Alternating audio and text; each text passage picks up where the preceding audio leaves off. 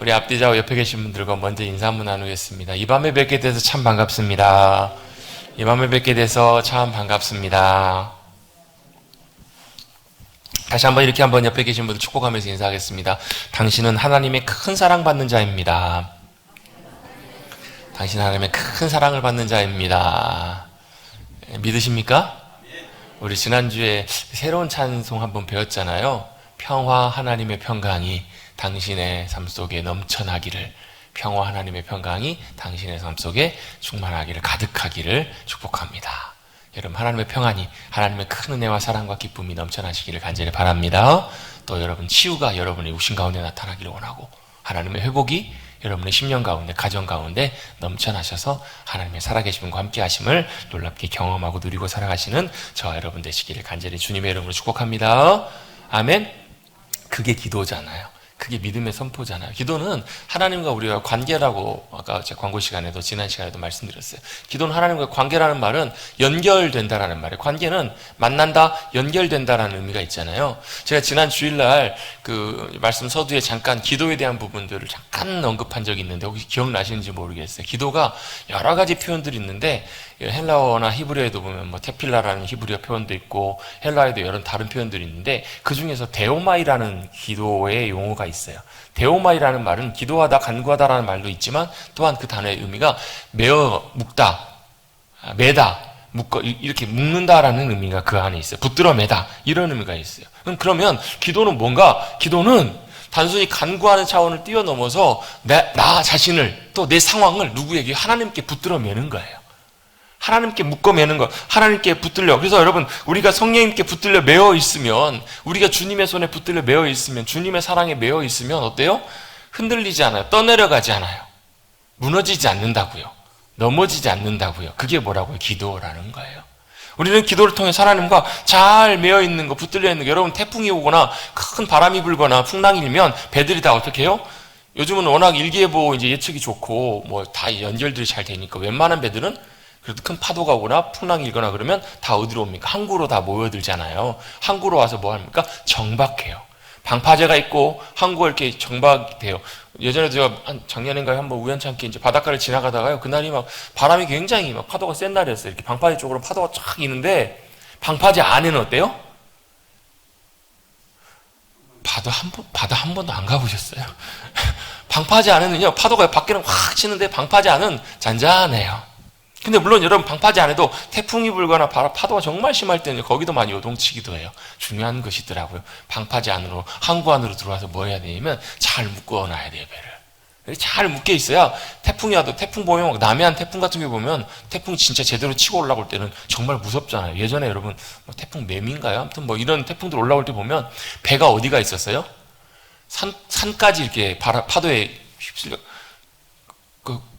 뻥 아니에요. 진짜 여러분, 진짜라니까 배가 막 산 위에 못 보셨어요?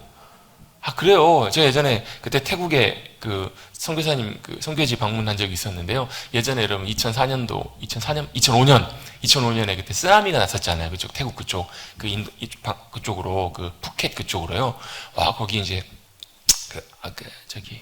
안다만이라고 하더라고요. 안다만. 그쪽이 우리나라 사람들은 그 당시에는 많이 안 갔는데 유럽 쪽에 뭐 독일 이쪽, 이탈리아 이쪽 사람들이 그렇게 휴양지로 많이 왔었대요. 그래서 유럽 사람들도 굉장히 많이 죽었는데 그게 그럴 수밖에 없겠더라고요. 봤더니 이게 바다가 이렇게 연결된 데도 있고요. 큰 절벽 같은 데가 있어요. 큰 절벽, 막 진짜 낭떠러지예요. 막 몇 미터인지도 알 수 없지만 막 깊은 낭떠러지인데 거기를 파도가 다 넘어온 거예요. 쓰나미가. 다 넘어왔고 마을 저 위쪽에 산에가 군함이 하나 있는데 봤더니 그때 떠내려온 군함을 그냥 거기 그대로 둔 거예요. 그리고 그 마을에 보면 이제 흐르는 그 개울 같은 것들 있잖아요. 냇가 같은 게 있잖아요. 거기에 사람들이 다 휩쓸려 와가지고 쭉 휩쓸려 갔다가 물이 싹 빠져나가면서 사람들 이제 시신들이 그 개울에 이제 다 이렇게 더 이상 안 내려가 걸려가지고 다 거기에 막 쌓여 있고. 이런 장면을 가서 실제로 이제 그때는 직접은 아니고 이제 지난 다음에 보게 됐는데요. 야, 이 큰 군함이 여기까지 이렇게 산 중턱까지 이렇게 쓸려올 수 있구나. 그만큼 파도가 이렇게 무섭구나라는 걸 그때 봤어요. 정말 무서운 파도는 그렇거든요. 잘 묶여 있는 것들이 너무너무 중요해요. 파도가 아무리 세도 안전한 항구에 잘 들어와서 잘 묶여 있으면 좋은데 그렇지 않으면 잘 묶어두지 않으면 풀려버리면 배가 어떻게 돼요? 떠내려가고 파손되고 어마어마하게 큰 피해를 입어요. 뭐 얼마 전에 그런 뉴스를 들은 적이 있어요. 뭐 귀농, 귀촌, 뭐 귀어들 많이 하시잖아요. 근데 옛날 같지가 않아가지고 이제 텃세랄까요? 그런 게 굉장히 심하다는 이제 뉴스들이나 이런 얘기들이 많이 나와요. 그 지역에 가서 자리 잡고 살려고 하는데 이제 자꾸 막 이제 원래 있었던 이제 그분들이 막 무리한 요구들을 하는 거예요. 무슨 뭐 이제 뭐 육성회비 명목으로 많은 돈을 요구를 하고 막 그들의 요구를 다 따라야 되고 안 따르면 어떻게 하는가? 뭐 굉장히 사실은 쉽지 않은 바닷가 같은 경우는 어떻게 하나 봤더니 몰래 파도가 심할 때 사람 그 묶어놓은 그 배 있잖아요. 그 배를 풀어버린대요. 그럼 아침에 가보면 배가 없는 거예요. 어디 갔을까요? 파도에 휩쓸려 가버리는 거예요. 배가 보통 여러분 한 억 단위예요. 배가. 실제로 그런 일도 있다는 얘기를 들은 적이 있습니다. 배는 잘 붙어 있어야 합니다. 마찬가지입니다. 기도가 뭐라고요? 데오마이라는 말이 붙들어 매다, 매다라는 거예요. 여러분 기도로 주님과 잘 묶여 있는 것, 여러분 우리 인생은요 나에게 있는 힘과 능력으로 살아가는 것이 여러분의 인생이 아니에요. 여러분 세상 사람들은 그렇게 아둥바둥 열심히 살아가지만 우리 그리스도인들은 내 힘으로 내 능력으로 살아가는 것이 아니라는 것, 그것을 깨닫는 것이 여러분 은혜인 줄로 믿습니다. 내 힘, 내 능력, 그거 여러분 참 아무것도 아니에요. 연약해요. 정말로 부족해요. 그래서 우리가 그걸 깨닫고 뭐 하는 거예요? 내 능력과 내 힘으로 살아가는 것이 아니라, 내 지혜로 살아가는 것이 아니라 내 흔들리지 않는 의지할 반석이 되시는 주님께 붙들림 바 되는 것, 이게 바로 믿음이라는 거예요. 은혜가 그것을 깨닫는 것이고요. 그 주님께 붙들림 바 되는 것, 그 주님께 붙어 있는 것, 그것이 바로 믿음입니다. 그리고 그것을 고백하는 것이 바로 뭐냐면 기도예요. 기도. 그래서 여러분 믿음, 기도, 이것은 여러분 그 사건 자체가 중요한 것이 아니라 이런 거예요. 우리의 믿음과 기도, 예를 들면 병 낫기를 위해서 기도하는 것, 그리고 또 문제를 해결되기 위해서 기도하는 것, 그 자체가 기도라기보다도 그 기도를 들으시는 기도의 대상이 되시는 하나님과의 관계, 그것이 연결되는 것이 진짜 기도의 본질이라고요. 여러분 이해가 되세요? 기도가 뭐라고요? 기도가 우리는 기도의 제목들, 우리가 기도해야 될 그 내용들, 그거 하나하나가 기도라고 생각하기 쉽잖아요. 우리 기도하면 요게 기도라고 생각하기 쉬운데 진짜 기도의 의미는 이 문제가 중요한 게 아니고 이 기도의 대상, 우리의 기도를 들으시는 그 하나님과의 관계가 진짜 기도라고요. 그래서 여러분 우리 기도를 시작할 때 어떻게 시작해요? 하늘에 계신 우리 아버지라고 기도를 들으시는 그 대상 되시는 그 주님을 부르면서 주님 앞에 나아가는 거예요. 그래서 여러분 이 기도를 통해서 그 주님과의 온전한 관계가 더 귀하게 회복되고 더 든든하게 잘 연결되어서 붙들림 받는 그런 귀한 기도의 은혜를 누리시는 저와 여러분 되시기를 간절히 주님의 이름으로 축복합니다. 그게 기도라고요. 그래서 기도는 누구에게 하는 거라고요? 주님께 하는 거라고요. 사람에게 보이려고 하는 것보다. 그래서 우리 이제 첫 시간에 우리 이 그러므로 하기 전에 서두에 나와 있는 내용을 좀 살펴봤잖아요. 우리 지난 시간에요. 두 가지를 했었잖아요. 뭐예요? 사람에게 보이려고 하지 마라. 골방에서 주님께 하듯 그렇게 기도하라. 주님 은밀히 보시는 하나님과 우리 사이에, 기도할 때 하나님과 우리 사이의 관계, 그 하나님과 나와 독대하는 그런 관계로 기도하는 것처럼 기도하라. 또 중언부언하지 마라. 그 말은 뭐냐면 그냥 믿음 없이 기도하지 말라는 거예요. 반복해서 우리가 주문을 외우듯이 기도하는 것, 그것이 진짜 기도가 아니라 뭐라는 믿음으로 기도하는 것. 여러분 우리의 기도를 들으시고, 아니 우리의 기도를 더 우리가 구하기 전에도 미리 알고 계시는 하나님이 우리의 기도를 들으시는 우리의 하나님이심을 믿으시기를 바랍니다. 그 믿음으로 기도하고 나가는 것, 그것이 너무너무 중요한 기도의 요소임을 주님께서 강조해 주시고, 그리고 나서 어떻게 해요? 9절 첫 단어가 뭐였다고? 그러므로예요. 그러므로라는 말은 무슨 말이에요? 그렇기 때문에 이제 뭐 하시는 거예요? 주님이 기도의 길을 보여주시는 거예요. 기도의 중요한 부분들을 주님이 언급해 주시면서 제일 먼저 첫 번째 나오는 게 바로 뭐냐면 하늘에 계신 우리 아버지라는 거예요. 그분께 기도하는 것임을 먼저 기억해라, 잊지 말라, 이렇게 말씀하신 거예요. 여러분 같이 한번 해보시겠습니다. 하늘에 계신 우리 아버지.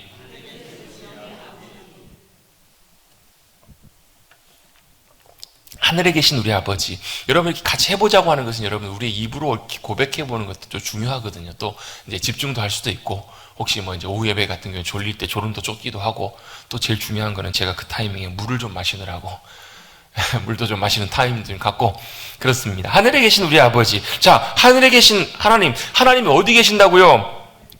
하늘에 계신다고요. 하늘에 계신 하나님이시라고요, 여러분. 그 하나님 그래서 어때요? 우리의 차원과 비교할 수 없는 하늘 위에 계신 하나님이시라는 거예요. 우리의 인생과 우리의 세상, 우리의 차원과 뛰어넘는 저 영원한 곳, 초월한 곳에 초월자이신 하나님이 바로 우리 하나님이시라는 거예요. 우리와 차원이 다르신 전지전능하신 하나님, 그분이 바로 우리가 믿고 부르는 하늘에 계신 하나님이시다라는 것을 먼저 고백하는 거예요. 할렐루야. 하나님이 어떤 분이시라고요? 우리의 차원이 아니라 우리가 상상할 수 없는, 우리가 헤아릴 수 없을 만큼의 위대하고 크신 하나님이시라는 거예요. 우리 여러분 찬송가 78장인가요? 주 하나님 지으신 모든 세계 어디요? 내 마음속에 그리워볼. 우리 그 찬양을 우리 보통 야외 예배 가서 아니면 경치 좋을 때 보통 많이 부르잖아요. 근데 원래 찬양의 가사의 내용은 그게 아니에요. 어디에요? 내 마음속에 고요히 그려보니. 여기서도 지금 그려볼 수 있다고요.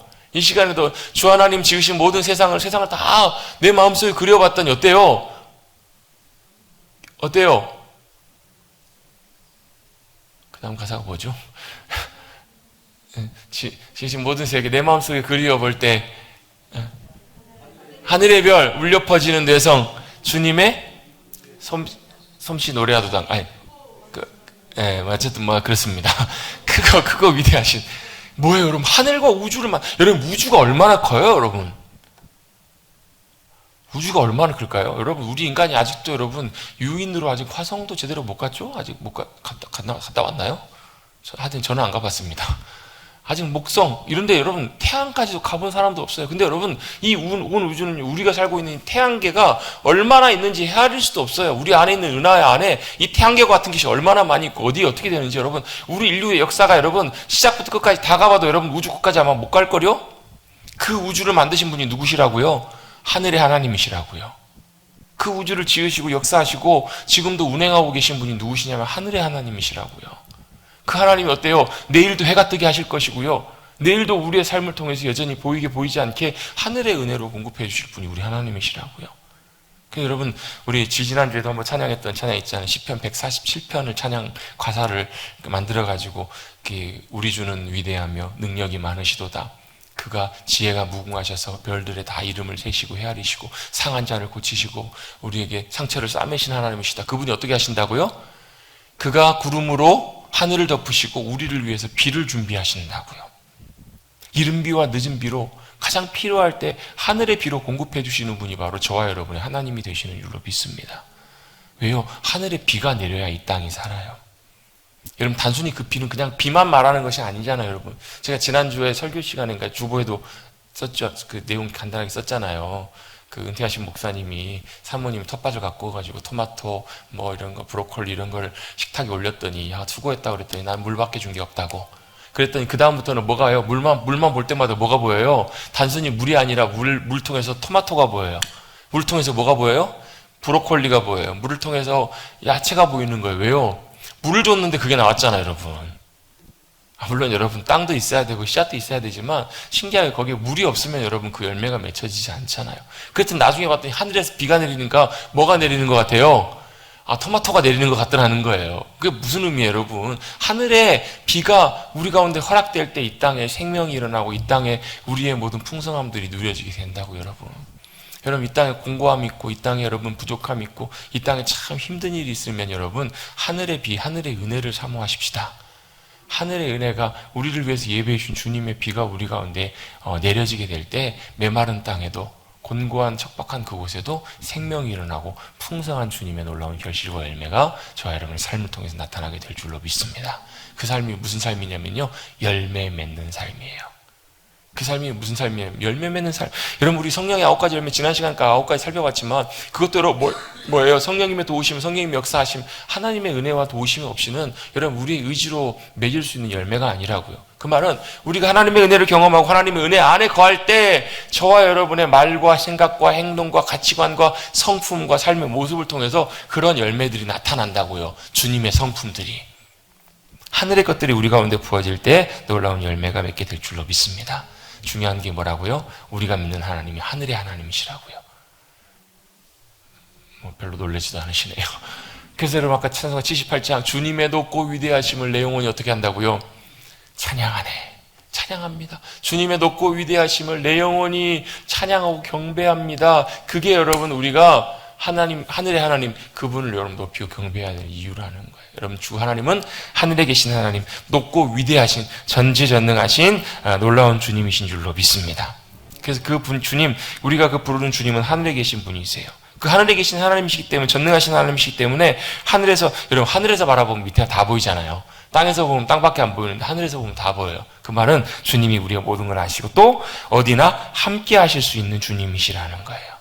우리 삶의 자리 가운데 언제나 함께 하실 수 있는 주님, 그 주님이세요. 예전에 한번 제가 소개한 적이 있는 이야기인데요. 일전에 여러분 월남전, 베트남 전쟁이 있을 때 미군 군사가 이제 포로로 잡혀가지고 포로 수용소에 수용이 됐나 봐요. 그 소식을 고국에 있는 이제 아내와 아이들이 그 소식을 듣게 됐어요. 아들이 그림을 그리는데 봤더니 어떤 집을 그려요. 그래서 엄마가 물어봤어요. 이 집은 무슨 집이야? 물어봤더니, 아빠가 있는 포로 수용소야. 이렇게 얘기하는 거예요. 그 얘기를 들으니까 엄마가 어때요? 마음이 무너지죠. 남편이 저기서 생사를 넘나들면서 고통하고 고생 가운데 있구나. 얼마나 마음이 무너지고 얼마나 마음이 안타까워요. 그걸 보니까 그러면서 너무 서글퍼서 울고 있었더니 아이가 뭐라고 그래요? 엄마 왜 울어? 이러는 거예요. 그러면서 이렇게 이 말을 덧붙입니다. 엄마 왜 울어요? 그러면서 덧붙였던 말이 이겁니다. 그러면서 이곳에도 하나님이 계시잖아. 이렇게 얘기를 하는 거예요. 그곳에도 하나님 함께 하시잖아. 그곳에도 하나님께서 함께 하시잖아. 이 말을 엄마가 듣고 깜짝 놀라서 정신을 차렸다는 거예요. 아이의 그 말이 그렇게 큰 하나님 차원의 하늘에 주시는 위로가 되었다는 얘기를 들은 적이 있어요. 책에서 본 적이 있어요. 그럼 뭐예요? 그 상황 그곳에서도 누가 계신다고요? 하늘의 하나님이 거하신다고요. 사도 바울이 갇혔던 빌립보 감옥에도 하늘의 하나님이 임하셨습니다. 어떤 상황, 어떤 처지에도 우리 인류 역사가 끝나는 마지막 그 순간에도 하늘의 하나님은 모든 것들을 보시고 하시고 함께 하실 수 있는 주님이신 줄로 믿습니다. 그래서 그 주님 앞에서 우리가요, 하나님 앞에서 행하는 것이 참 중요해요. 제가 함께 나누는 이 책 쓰셨던 그 목사님이 한 번은 이제 휴가를 받아가지고 이제 다른 지역에 가셨다가 그 지역에 있는 이제 시골에 있는 교회에 가서 예배를 드리시게 됐대요. 예배를 드리게 됐는데 이제 그분은 이제 그 목사님이 뭐 알리고 간 것도 아니고 그냥 잠깐 가서 예배 드리러 가셨으니까 아무도 모르죠. 근데 그 목사님이 설교를 한참 하시는데 그 설교가 봤더니 자기가 했던 자신의 설교를 그대로 하시더라는 거예요. 자기 설교집에 있는 설교책에 있는 내용을 보고 그대로 그 목사님이 설교를 하시더라는 거예요. 그 예배 자리에 누가 있어요? 그 설교를 하신 그 목사님, 당사자가 지금 그 안에, 거기 있는데, 그 목사님을 잘 모르니까 책만 보고 알았겠죠. 그러니까 그 목사님 있는지도 모르고 그 설교를 하고 있는 거예요. 만약에 그 목사님 있는 걸 알았으면 어땠을까요? 못했겠죠. 그렇게 못했겠죠. 나중에 그 예배를 드리고 나오면서 그 목사님 아무 말씀 안 하시고 그냥 나오셨대요. 아무 말, 설교 끝나고 나왔는데, 제가 그 목사입니다. 이래보세요. 그럼 그 목사님 어떻게 되시겠어요? 얼마나 당황스럽고 그러겠어요. 근데 그러면서 무슨 마음이 드냐면, 하나님 앞에서 우리도 그럴 수 있겠다. 모든 것을 아시고 모든 것을 다 보고 계신 하나님 앞에서 우리도 하나님을 속이듯이 그렇게 행할 수도 있겠다. 여러분, 하늘에 계신 하나님 앞에 우리가 살아간다면, 하나님이 우리의 하나님이시라면, 여러분 그분 앞에 행하시는 저와 여러분 되시기를 간절히 바랍니다. 그래서 여러분 또 하나님이 어떤 하나님이신가? 그냥 하늘에 계신 하나님이셨다면 우리에게 아무 의미가 없어요. 왜? 우리가 하늘로 갈 수가 없기 때문에. 그분께 도달할 수가 없어요. 그분의 수준에 나갈 수가 없어요. 그래서 어떻게 해요? 하나님께서 친히 저와 여러분을 위해서 이 땅에 오셨잖아요. 하나님이 우리 하나님 되어주시기 위해서 아들을 이 땅에 보내주시고 아들을 통해서 여러분 우리가 어떻게 해요? 하나님을 아버지라고 부를 수 있게 해주셨잖아요. 여러분 제가 문제 하나 낼게요. 요한복음 3장 16절 시작.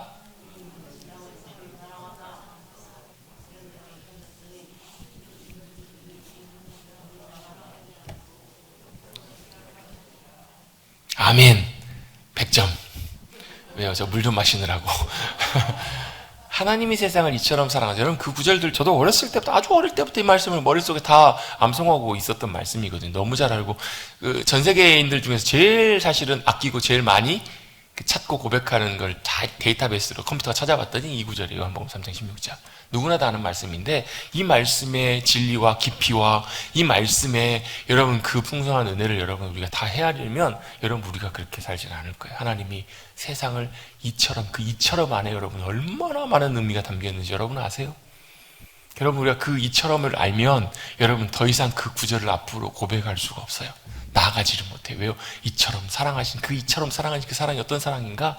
우리는 가장 대표적으로 아들 예수 그리스도 우리를 위해 내어주시면서 죽기까지 우리를 사랑하시고 선택해 주셨던 하나님의 사랑이라고 머리로는 잘 알잖아요. 머리로는 잘 아는데 실제로 여러분 그 사랑을 우리가 경험해 보면 우리 절대 이렇게 살지는 않을 거예요. 할렐루야. 이처럼 사랑하신 그 사랑으로 주님께서 우리 가운데 임하여 주신 줄로 믿습니다. 그리고 그 사랑으로 어떻게 해요? 아들을 포기하시면서 저와 여러분을 하나님의 자녀 삼아 주셨어요. 그래서 하나님이 우리의 뭐가 되셨다고요? 같이 한번 해보겠습니다. 아빠 아버지, 아빠 아버지, 아바 아버지가 되어주셨다고요. 하나님께서 저와 여러분의 아바 아버지가 되어주셨어요. 그래서 하늘에 계신 하나님이 저와 여러분의 뭐가 되신 거냐면 아버지가 되신 거예요. 그래서 우리는 이렇게 기도하고 고백할 수 있어요. 하늘에 계신 우리 아버지, 우리 아빠. 여러분 이렇게 고백할 수 있는 우리 모두에게 큰 은혜가 허락된 것을 인하여 감사하고 기뻐하시는 저와 여러분 되시기를 간절히 바랍니다. 이 하나님 아빠, 하나님 아버지, 여러분 이 하나님 아버지의 이 놀라운 이 고백 안에 여러분 얼마나 많은 것들이, 어찌 보면요, 예전에 제가 섬겼던 교회에 이제 목사님 오셔서 말씀 전하셨는데 그분이 누구시냐면 충신교회를 목회하시고 은퇴하셨던 박종순 목사님. 그분이 아마 고향이 여기 아마 고창이가 어디, 여기 근처 김제가 어딘가 그쪽이신 걸 알고 있는데요. 그건 중요한 게 아니고, 그건 중요한 게 아니고, 은퇴를 하시고 이제 교회에 어떤 행사가 있어서 와서 말씀을 전해주셨는데, 그때 말씀을 시작하셨던 말씀이, 그 말씀이 참 기억이 나요. 무슨 말씀 하셨냐면, 이렇게 아버지, 이렇게 고백하시는 거, 하나님 아버지. 그러면서 우리가 이 아버지를 고백할 수만 있으면 그 안에 모든 것이 다 들어있다고. 우리가 하나님을 향해서 아버지라고 고백할 수 있는 이 고백 하나만으로 더 이상 부족한 것이 없다고. 충분하다고. 그 얘기를 하셨던 게 아직도 기억이 생생하게 나요. 왜요? 그분에게는 그 고백이 진짜 고백이었기 때문에 그래요. 그분에게는 그 아버지 고백한 그 고백이 진짜 중심의 고백이었고 그 고백의 의미를 깨닫고 경험하고 사셨기 때문에 그 고백이 여러분 절대 그냥, 여러분 우리 그냥 여기 계신 분들은 다 모두가 다 하나님 아버지 다 하시잖아요, 여러분. 근데 여러분 그 하나님 아버지 그 고백 하나하나 자체가 개인이 경험하고 누렸던 은혜가 다 달라서 그 고백들이 다 다르다는 거예요. 근데 중요한 건 그 안에 모든 것이 다 들어있어요. 여러분 하나님을 우리가 우리의 아버지라고 부를 수 있는 것, 그것만으로도 충분한 줄로 믿습니다. 그래서 옛날에 여러분 그 찬양 중에 그런 찬양 있잖아요. 하나님을 아버지라 부르는 자는 좋은 일이 있으리라, 많이 있으리라. 좋은 일이 많이 있던 없던 하나님을 아버지라 불러 좋은 일이 있으면 좋지만 있어도 없어도 감사해요. 왜? 하나님 우리 아버지 되어주셨으니까. 여러분 하나님을 아버지로 모시고 귀한 복된 주님의 자녀로 살아가시는 저와 여러분 되시기를 다시 한번 주님의 여러분을 축복합니다.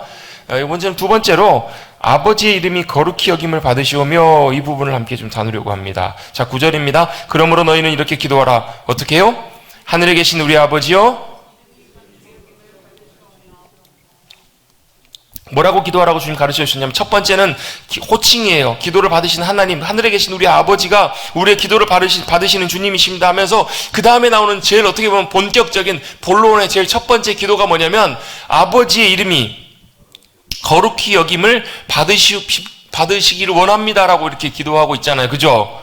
이 주기도에서는 뭐라고 나와요? 아버지의 이름을 거룩하게 하시며, 이렇게 되어 있습니다. 그래서 원문에는 이렇게 나왔대요. 뭐라고 나오냐면 당신의 이름을 거룩하게 하시며, 이렇게 설명이 나와 있어요. 그리고 나서 여러분 갖고 있는 찬송가나 앞에 보면 주기도문 나오잖아요. 거기에 이렇게 설명이 되어 있는 그 찬송가들이 있어요. 밑에 설명에다 뭐라 나오냐면 이렇게 부연 설명이 되어 있습니다. 숫자해가지고 아버지께서 우리를 통하여 당신의 이름을 거룩하게 하소서라는 의미가 함축되어 있다라고 설명되어 있는 책이 있을 거예요.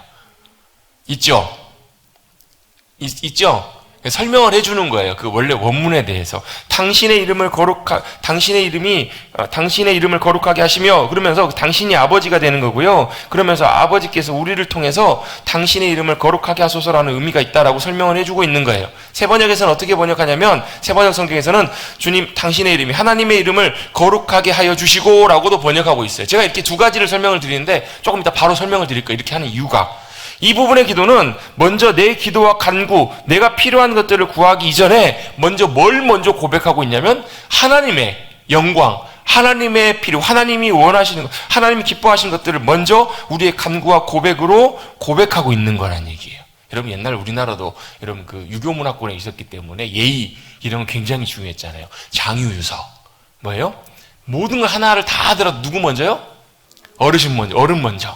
모든 거 하나, 음식 먹는 거, 모든 거 하나가 다 옛날에 그랬잖아요, 여러분. 지금은 그랬다가는 뭐라 그래요? 꼰대 소리 듣지만. 어르신부터 순서대로, 높은 분부터 이렇게 하는 것, 어른부터 하는 것, 이건 여러분 옛날부터 당연한 우리의 참 좋은 문화적인 가치, 이익이었다고 하는 거예요. 근데 여러분 이건 단순히 그 어떤 도덕적인 윤리적인 이런 이유가 아니더라도 여러분 우리 이런 마음들 있잖아요. 더 귀하고 소중한 존재에 대해서 먼저 높이고 귀하게 대우하는 것 이거 여러분 당연하게 여기잖아요. 그런가요 안 그런가요? 그렇잖아요 여러분. 먼저 더 귀한 분들을 더 상석에 더 높은 자리에 먼저 앞에 순서에 두는 것 여러분 그건 당연하게 생각하는 여러분 이건 단순히 뭐 우리가 누가 잘 보려고 그런 게 아니라 내가 정말로 순수한 마음으로 좋아하고 귀히 여기는 그런 분이 있다면 어때요? 당연히 높여드리는 것 여러분 이건 마땅한 거잖아요 여러분. 아닌가요?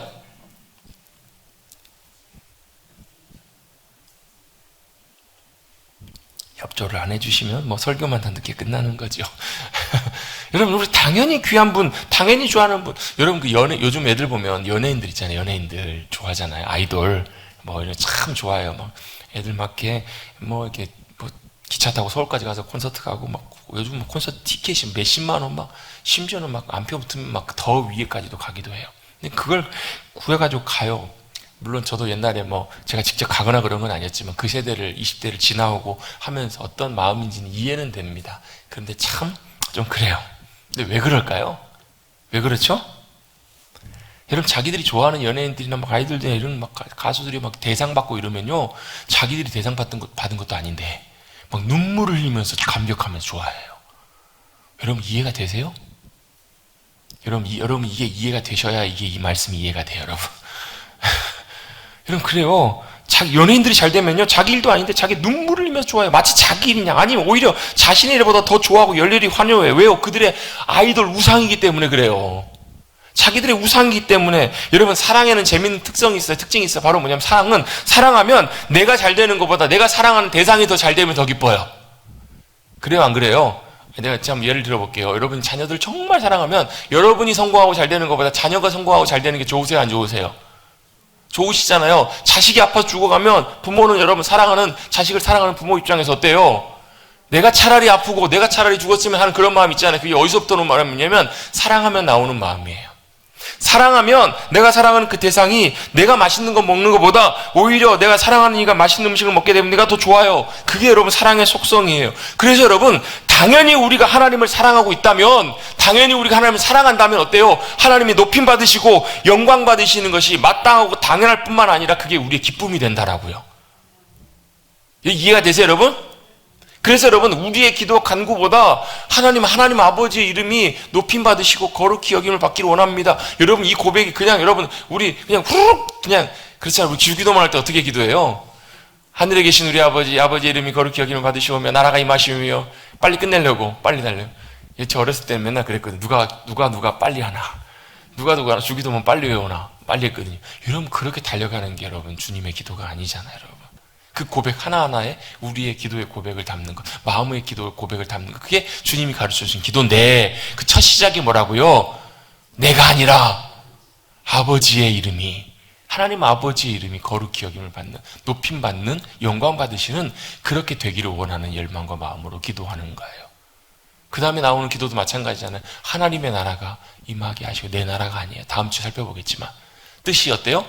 내 뜻이 아니라 하나님 아버지의 뜻이 이 땅 우리의 삶의 자리 이곳에서도 임하기를 원합니다. 이걸 먼저 위해서 기도하라고 주님이 가르쳐 주시잖아요. 왜요? 사랑하면 그것이 이상하지 않아요. 사랑하면 그 순서가 당연한 순서가 돼요. 여러분 사랑하면 어때요? 여러분 그렇잖아요. 집에 상전이 누구예요? 집집마다 물론 순위가 다 다르시겠지만 여러분 손주가 있으면 여러분 그 집에 여러분 그 대장이 손주가 되잖아요. 저희 집은 대장이 누굴까요? 사랑하면 여러분 뭐 그래서 여러분 집에서 여러분 아이들이 이렇게 걸어가다가 보면 다리가 아프잖아요. 그럼 아이들이 제일 높이 올라가요. 어디로? 아빠가 그 목마를 태우면 얘가 제일 위로 올라갑니다. 그런 거예요. 그럼 하나님께서 우리를 높여주실 때도 그렇게 높여주세요. 하나님께서 너무너무 사랑하시고 기뻐하시고 좋아하시면 하나님께서 우리를 마치 이렇게 뭔가 이게 뭐라 그러나요?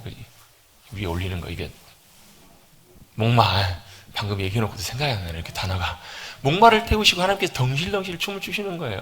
어디 놀러 갔는데 앞에 아이들이 안 보여. 그러면 어떻게 해요? 아이들을 번쩍 들어서 올리잖아요. 목마를 태우고 그렇게 하잖아요. 여러분 바로 그게 뭐예요? 기뻐하는 사람, 사랑하는 사람이 하는 행동이라는 거예요. 여러분, 하나님의 거룩하신 이름을 높여드리는 것, 하나님의 높임 받으시고 영광 받으시는 것, 그건 여러분 내가 하나님을 사랑할 때 당연한 나의 기쁨이 되고 그렇게 당연히 그렇게 하는 것, 그건 정상이라는 거예요. 그래서 여러분, 찬양과 경배로 주님을 높이며 경배하면 나하고 상관없는 하나님을 높이는 경배하는 것인데도 내 안에 말할 수 없는 기쁨과 감격이 넘쳐난다라는 거예요. 할렐루야. 그래서 여러분, 찬양은 누구에게 하는 거라고요? 하나님께 하는 거라고요.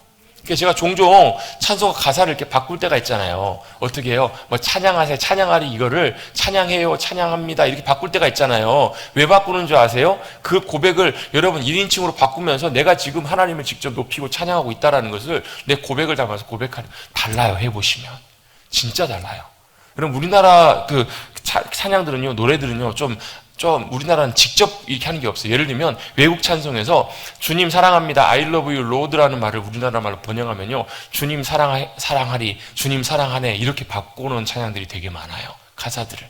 우리나라 찬양에는 직접 고백하는 찬양이 별로 없어요. 근데 진짜 찬양의 우리의 경배와 고백은 뭐냐면, 주님의 이름을 높여드립니다, 이 고백은 뭐냐면 직접 우리의 고백으로 그냥 높이는 거예요. 생일 축하하리, 생일 축하하세. 우리 이렇게 하지 않잖아요. 여러분, 어떻게 해요? 생일 축하해요, 생일 축하합니다, 이렇게 하잖아요. 우리 생일 합시다는 이제 같이 할 때는 하지만 직접 우리가 그 사람을 향해 생일 축하할 때는 생일 축하리 이렇게 하지 않잖아요. 여러분, 생일 축하합니다, 생일 축하해요, 이렇게 하듯이 우리의 찬양과 경배를 통해서 주님을 그렇게 높이고 경배하면, 높이면 주님이 높아지시고 주님이 높아지시는 그걸 통해서 우리 안에 말할 수 없는 감격과 기쁨이 우리 안에 넘쳐나게 될 줄로 믿습니다.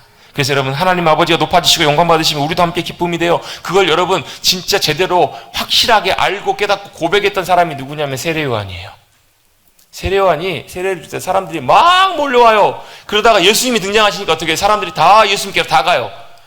세례요한에게 남아있었던 세례요한의 제자들이 걱정합니다. 선생님, 우리를 따르는 사람들이 다 저 사람을 따라갑니다. 저분을 다 따라갑니다. 어찌합니까? 그 말은 무슨 얘기예요? 인기가 이제 저쪽으로 다 몰려간다는 거예요. 장사를 하고 있는데 손님들이 다 저쪽 식당에 다 가요. 그럴 때 세례요한이 뭐라고 해요? 경계하거나 시기하거나 절대로 이런 걸 하지 않아요. 뭐라고 얘기하냐면, 신부를 취하는 자는 신랑이지만 그 신랑의 친구가 더 기뻐한다고. 신부를 취하는 신랑을 바라보는 그 신랑의 친구가 더 기뻐한다고. 그게 바로 뭐냐면 세례요한의 기쁨이에요. 여러분, 바로 그것이 저와 여러분의 기쁨이 될 줄로 믿습니다. 왜요? 사랑하면요, 사랑하는 사람이 너무너무 기뻐하고 좋아하면 나도 더 기뻐요. 나도 더 즐거워요. 왜요? 주님이 영광 받으시고 주님이 주님의 일들을 나타내시면 그 놀라운 일들을 통해서 우리도 함께 그 주님의 기쁨이 나의 기쁨이 될 줄로 믿습니다. 여러분, 같이 한번 고백해 보겠습니다. 주님의 기쁨, 나의 기쁨.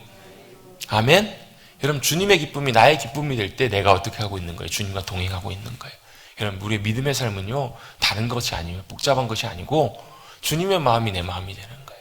그래서 여러분, 제가 예전에 한번 그 새벽에 말씀 나누다가 그 사무엘상 말씀 나누다가 누구 얘기가 나왔냐면 요나단의 얘기를 나오면서 그 동행, 동지, 동역, 이 부분을 제가 설명드린 적이 있어요. 혹시 기억나세요? 사람이 동행하려면, 같이 가려면요, 마음이 같아야 돼요. 동지가 돼야 돼요. 마음이 같아지고 마음을 헤아릴 수 있으면 그 다음에 뭐가 되냐면 동행이 돼요. 동행. 같이 걸어갈 수 있다고. 동행하면 뭐가 되냐면 동역이 돼요. 동역. 같이 그 일이, 나의 일이 그 사람의 일이 내 일이 되고 내 일이 그 사람의 일이 되는 것이 전혀 거부감이 되지 않는, 여러분, 주님과 우리와의 관계가 그러셔야 된다고. 왜요? 왜 그렇게 제가 얘기하냐면요, 예수님이 그러셨거든요. 요한복음 5장에 보면 나는 스스로 아무것도 안 한다, 할 수 없다, 아버지의 일이 내 일이다. 그럼 제가 지난 시간에도 말씀드렸잖아요. 회사에서, 가게에서 제일 열심히 하는 사람이 누구라고요? 아들이라고. 아들.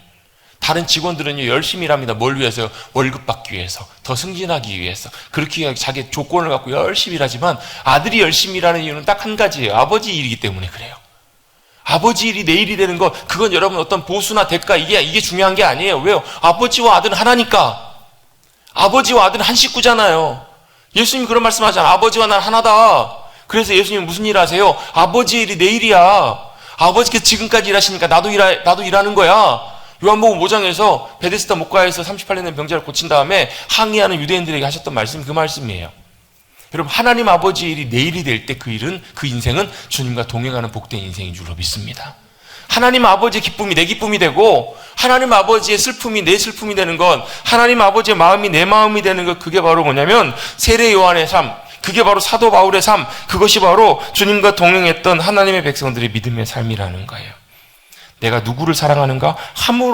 참으로 하나님을 사랑하고 있다면 하나님께 정말로 소중히 여기시고 귀하게 여기시는 것, 주님이 어디 가 계시는가, 그것이 바로 내 마음도 함께 가 있는 그것이 된다는 거예요.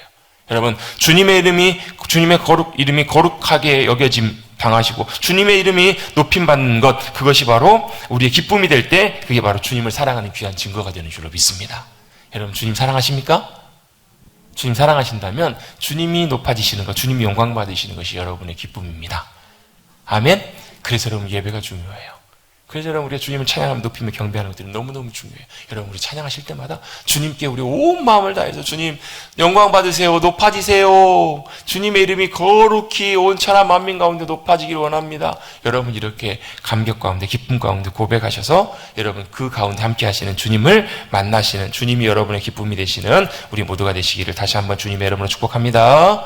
이름이 거룩히 여김을 받으시오며 라는 이 말씀은요, 수동태로 되어 있어요. 수동태가 뭐예요? 수동태는, 능동태는 그 주체, 행동을 하는 사람이 있어요. 누가 뭐뭘 한다. 수동태는 뭐예요? 그 일이 되어지는데 누구누구에 의해서. 이게 수동태잖아요. 그러면 이름이 거룩히 여김을 받으시오며라는 말이 수동태라는 말인데 그 뒤에 뭐가 붙는다는 게 누구누구에 의해서라는 게 붙는단 말이에요. 이름이 누구의, 아버지의 이름이 거룩히 여김을 받으시는데 누구누구에 의해서, 이걸 두 가지로 해석할 수가 있어요. 우리로 인해서, 나로 인해서. 그러니까 나로 인해서, 나를 통해서 하나님의 이름이 거룩히 여김을 받으실 수 있다, 이렇게 해석할 수가 있고, 또 한 가지는요, 어떻게 해석할 수 있냐면 하나님에 의해서, 하나님 자신이 하나님의 이름을 거룩히 여김을 받게 하실 수 있다라는 거예요. 이게 두 가지가 다 이유가 있습니다. 첫 번째, 나에 의해서 주님의 이름이 거룩하게 된다면 내가 하나님의, 쉽게 말하면 이건 거예요. 내가 하나님의 자녀답게 살면 살수록 내 삶을 통해서 하나님이 영광 받으신다는 거예요. 자식을 통해서 부모가 내 말과 행동을 통해서 안 믿는 사람들이 뭐라는 거예요? 야, 저 사람이 믿는 하나님은 진짜 참으로 살아계신 거룩한 하나님이시다라는 것을 우리의 삶을 통해서 바라볼 수 있잖아요, 여러분. 예? 그러시죠? 안 믿는 사람들이, 하나님 모르는 사람들이 저와 여러분을 통해서 하나님의 이름이 거룩히 여김을 받으신다는 말의 의미는, 저와 여러분이 거룩하신 하나님을 닮아서 거룩하신 하나님처럼 그렇게 하나님의 성품대로 살아가기 시작할 때 사람들이 뭘 봐요? 요셉을 통해서 뭘 봐요? 하나님의 살아계심과 하나님의 함께 하심을 보잖아요. 복 주심을 보잖아요. 그거라는 거예요. 저와 여러분의 삶을 통해 저와 여러분이 하나님의 자녀답게 살수록 어떻게 된다고요? 아, 하나님이 거룩하신 분이시구나, 이것을 알고 볼 수 있게 된다는 거예요. 여러분, 세상 사람들은요, 성경을 보지 않아요. 세상 사람들은 하나님을 보지 않아요. 누구를 봐요? 하나님의 자녀들을 봐요. 성도들을 본다고요. 그래서 여러분, 어떻게 보면 세상의 성경은 저와 여러분의 삶이에요. 이게 무슨 말인지 이해가 되세요? 우리는 성경을 통해서 하나님의 말씀을 읽고 보잖아요. 세상 사람들은 성경을 안 봐요. 뭘 봐요? 말씀을 듣고 순종해 살아가는 저와 여러분의 삶을 통해서 저게 말씀이구나라는 걸 본다고요. 바꿔서 표현해보면 우리가 그렇게 살지 못하면 그들은 하나님의 말씀을 볼 수가 없는 거예요. 하나님을 알 수도 볼 수도 없는 거예요. 여러분, 저와 여러분을 통해서 하나님의 거룩하심이 온전하게 나타나는 저와 여러분의 복된 삶이 되시기를 간절히 주님의 이름으로 축원합니다. 아멘. 그게 바로 하나님의 이름이 바로 거룩하게 여김을 받는 하나님의 방법이라는 거예요. 예를 들면 이런 거죠. 아버지가 사업을 하다가 아들에게 사업을 맡겨놨는데 아들이 망나니 짓을 해요. 막 되먹지 않은, 완전히 말아먹고 막 주변에 있는 거래처까지 다 손해를 끼치고 곤혹스럽게 하고 막 부도를 내게 만들고, 그러면 누가요? 아버지 이름이 먹칠이 되잖아요. 아버지 이름이 엉망이 되잖아요. 여러분, 자녀가 막 동네 다니면서 막 음주운전하고 뭐 마약하고 돌아다니면 누가 아버지 이름이 뭐가 되겠어요, 여러분? 그런 경우도 우리 많이 보잖아요, 여러분. 아들을 통해서 아버지가, 아들의 삶을 통해서 아버지가 드러나는 것, 아버지의 이름이 드러나는 것, 그게 바로 뭐냐면 우리를 통해서 아버지의 이름이, 하나님의 이름이 높임받기를, 거룩하게 여김받기를 원합니다. 이 고백의 의미라는 거예요. 두 번째 의미가 뭐였다고요? 누구에 의해서? 하나님에 의해서. 이게 나오게 된 이유가 있습니다. 왜냐하면 우리가 하나님의 이름을 거룩하게 할 수 있는 존재가 못 된다라는 거예요. 우리가 하나님의 이름을 거룩하게 할 수 있다, 없다? 못 한다라는 거예요. 그래서 누가요? 하나님께서 우리 인간이 더럽혀버린 하나님의 이름을 우리가 할 수 없기에 하나님께서 하나님 자신의 이름을 거룩하게 다시금 회복시켜달라고 이렇게 기도하며 접근하는 거라는 얘기예요. 이해되시죠? 우리가 할 수 없기 때문에 하나님의 이름을 거룩하게 주님이 거룩하게 해주시라고. 아들이 망치고 다니면 결국 누가 수습해야 돼요? 아버지가 다니면서 다시 다 아들 데려다 놓고 훈계하고 혼내고 가르치고 하면서 수습을 다 아버지가 하는 것처럼 하나님 아버지께서 우리가 더럽힌, 우리가 하나님의 이름을 먹칠한 그걸 하나님께서 다시금 회복시켜달라고 이렇게 기도하는 것, 이것도 두 번째 기도의 의미가 된다는 거예요. 이게 어디 나오냐면 에스겔 36장에 보면 굉장히 중요한 내용들이 나와요. 제가 에스겔 36장을 굉장히 많이 강조를 하거든요. 왜냐하면 회복에 있어서 굉장히 중요한 말씀이기 때문에 그래요. 에스겔 37장이 무슨 내용이냐면 여러분 잘 아시는 메마른 뼈, 마른 뼈를 향해서 선언했더니 마른 뼈가 막 사람이 돼서 일어나는 그 장면 여러분 기억나시죠? 아니, 성경 안 읽으시나요? 그 바로 앞장에 있는 내용이 바로 에스겔 36장인데 그 앞에까지 하나님께서 하나님의 심판과 징계에 대해서 말씀하시고 그 다음에 하나님의 약속을 말씀하세요. 무슨 약속이냐면 회복에 대한 약속을 말씀하시면서 그 가장 어떻게 보면 엑기스와 같은 핵심적인 말씀이 에스겔 36장이에요. 에스겔 36장에 무슨 내용이 나오냐면 하나님께서 말씀하신 내용이 나오는데 산들 보고 들으래요. 이스라엘 산지 왜 이스라엘 산들 보고 왜 들으라고 하냐면 지금 이스라엘 백성들이 없어요. 포로로 잡혀갔거든요. 바벨론에. 포로로 잡혀가 있는데 산들을 향해서 주님이 뭐라고 말씀하시냐면 산들아 준비해라 이렇게 말씀하세요. 산들아 준비해라. 왜? 다시 사람들이 돌아올 거기 때문에. 포로로 잡혀갔던 그들을 주님께서 다시 돌아오게 할 거라고. 그러면서 주변에 있는 대적들을 향해서 뭐라고 말씀하시냐면 야 너희가 하나님의 백성 이스라엘이 포로로 끌려갈 때 너희가 비웃고 하나님이 어디 계시냐 하나님의 백성이라니 별것 없구나 이렇게 비웃고 조롱했지. 이제 너희가 혼날 차례다. 왜요? 주님이 다시 그들을 고토로 다시 돌아오게 하실 거기 때문에. 포로로 끌려갔던 그들을 다시 주님께서 돌아오게 하시면서 그 이유를 말씀하세요. 왜? 그들이 잘나서가 아니라 그들이 대단해서가 아니라 뭐 때문에요? 그들 때문에 더럽혀진 하나님의 이름 때문에 하나님께서 그 일을 행하시겠다고요. 뭐 때문에 주님이 행하시냐면 여러분 우리의 기도에 주님 응답하실 때요 우리가 잘나서 하나님께서 응답하시는 것이 아니에요. 뭐 때문에 응답하시냐면 하나님이 신실하시기 때문에 응답하신 거예요.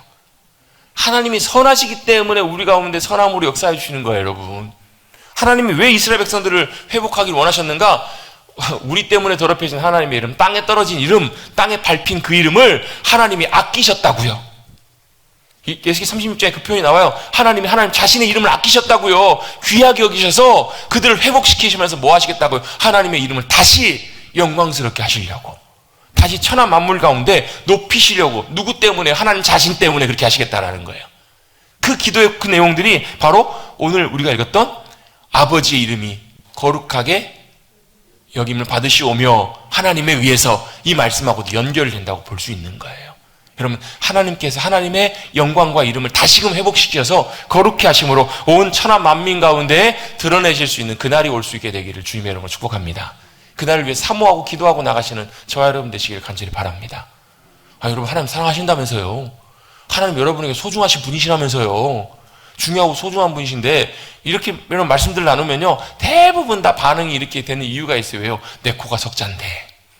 지금 그게 중요한 게 아니라 지금 내 집에 내 형편이 내 상황이 이런데 이걸 여러분 훨씬 더 많이 여러분 붙들고 있기 때문에 그래요. 근데 그럴 때마다 여러분 우리는 뭘 기억하시라고? 마태복음 6장 33절 너희는 먼저 그의 나라와 그의 의를 구하라. 그리하면 이 모든 것을 너희에게 더하시리라. 우리 형편과 처지를 주님 모르시는 분이 아니라고 여러분. 그 주님께 믿음으로 의지하고 주님이 높아지시고 주님이 나타나시기 역사하시기 시작하실 때 여러분 주님의 놀라운 일들이 일어나게 된다고요. 그게 바로 뭐예요? 그게 바로 주님의 이름이에요. 여러분 이름은요 단순히 호칭이 아니고요. 여기 잘 들으세요 여러분. 이름은 뭐냐면 그 사람의 존재예요. 그 사람의 성품이고요. 그 사람의 존엄, 존재, 그 자체 인격 그걸 말하는 것이 바로 이름이에요. 전부를 말해요. 그래서 여러분 하나님께서 천지만물을 지으신 이유 중에 하나도 뭐냐면 천지만물 가운데 하나님의 이름이 하나님 되심이 하나님의 행하심과 역사하심들이 나타나기를 원하셔서 하나님께 천지만물을 지으신 거예요. 그래서 아까 우리 찬송가 78장인가요?